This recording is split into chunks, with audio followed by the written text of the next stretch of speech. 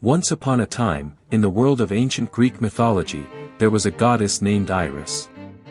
She was the daughter of the powerful gods Thaumas and Electra, and was known to be the embodiment of the rainbow and the messenger of the gods. Unlike many other gods and goddesses, Iris didn't have her own unique mythological tale, but she was an essential character in several other stories as she carried messages to and from the gods or ran errands for them. Iris had an important duty, and that was serving the Olympians, especially the queen of gods, Hera. Hera relied heavily on Iris to deliver messages and communicate with other gods and goddesses. Iris was responsible for ensuring that the messages were received quickly and delivered accurately, and she made sure that the gods' and goddesses' wishes were carried out. Despite her significance in several myths and tales, there was little or no evidence of historical cult and worship of Iris. Only a few traces of her existence have survived from the island of Delos.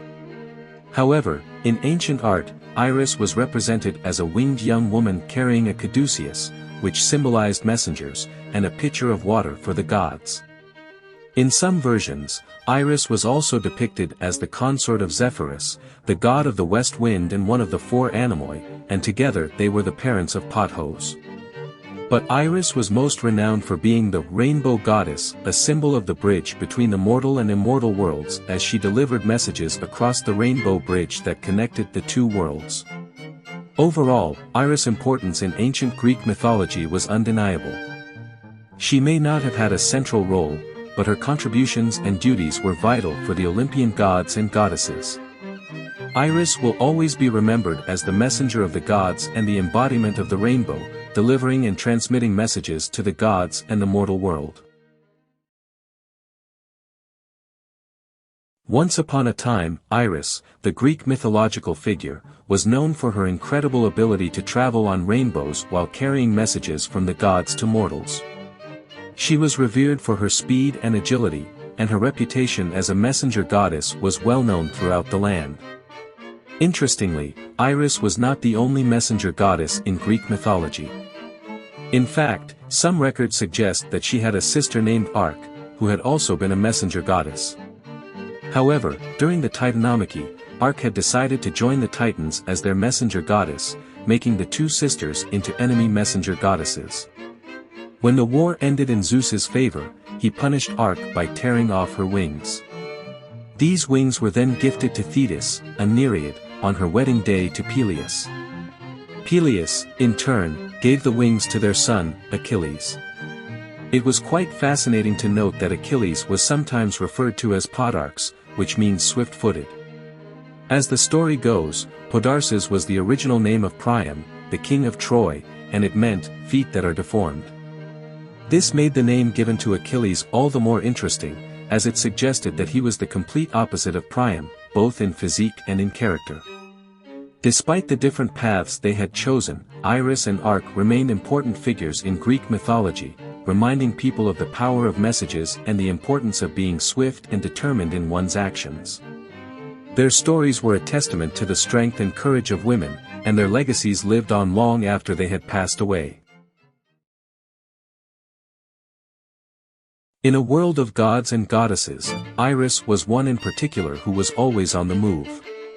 Known as the goddess of the rainbow, her role in Greek and Roman mythology was diverse and exciting. One of the missions that Zeus assigned to Iris was to persuade Demeter to lift the curse she had placed on the earth, causing a famine. Despite Zeus' order, Demeter refused to lift the curse until her daughter, Persephone, was returned to her. It was a challenging task for Iris as she had to find a way to convince Demeter to lift the curse without Persephone's return. Next, in another mission, Zeus sent Iris to Heracles, instructing him to free Prometheus from his torment. In this mission, Iris was just the messenger, conveying Zeus' message. Her power lay not in her ability to fight, but in her agility and her gift of persuasion. However, Iris was not always successful in her missions, as was the case with the tragic story of Ceyx and Alcyone. After Ceyx passed away, the goddess Hera sent Iris to inform Alcyone in a dream of her husband's death, but the message only brought more sorrow. It is here that Iris' humane side was portrayed, as she could not help but feel empathy for Alcyone's plight.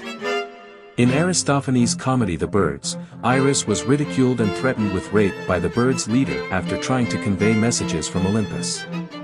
It showed that Iris was not immune to human mistreatment and disrespect, despite her divine status. In the Aeneid by Virgil, Iris was often used as an agent of Juno. In one scene, Iris disguised herself as a Trojan woman and stirred up other Trojan mothers to prevent Aeneas from leaving Sicily. She accomplished this by setting fire to his 4 ships. In a Roman myth, Iris was called upon to grant immortality to Hersilia, the wife of Quirinus, who had been deified as a god after his death. Juno sent Iris to touch Hersilia with a finger, transforming her into an immortal goddess, and allowing her to live with her husband forevermore. In conclusion, Iris played a valuable and diverse role in Greek and Roman mythology, serving as an important messenger between the gods and mortals despite facing many challenges while carrying out her duties. Once upon a time, Iris, the divine messenger in Greek mythology, was tasked with a multitude of important duties given to her by the gods. She was often seen carrying a caduceus or winged staff, similar to that of the messenger god, Hermes.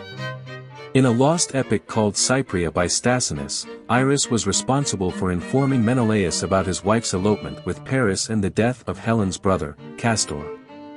In Book Xi of the Iliad, Achilles prayed to Boreas and Zephyrus, asking them to light the funeral pyre of his dear friend, Patroclus.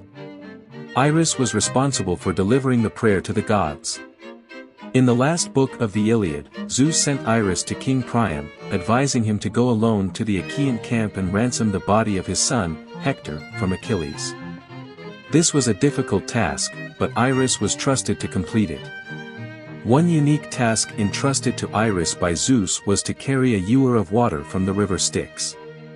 The water had miraculous powers that could put to sleep anyone who perjured themselves. As a divine messenger, Iris was expected to complete even the most unusual of tasks. Although she does not appear in the Odyssey, her responsibilities were assumed by Hermes. Despite the many tasks given to her, Iris remained dedicated to her duties. She was known for her efficiency and speed, as well as her ability to complete even the most challenging tasks. Iris proved to be an essential member of the divine realm, and her legacy as a messenger of the gods lives on to this day. Do you want to explore more Greek mythology stories? Who do you want to see featured next? Subscribe and leave a comment below to let me know. I'll see you in the next video.